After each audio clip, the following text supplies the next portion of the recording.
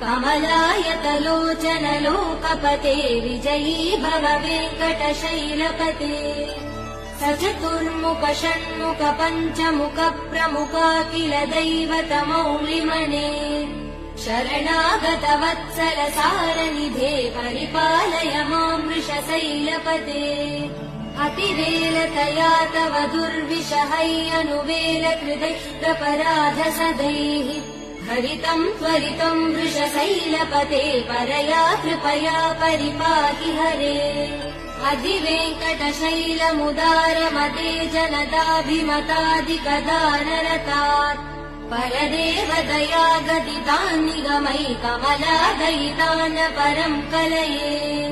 कलवेणुरवा वसगोपवधू शतकोटिवृतात् स्मरकोटिसमात् प्रतिवल्लविकाभिमदात् सुखदात् वसुदेव सुधान्न परम् कलये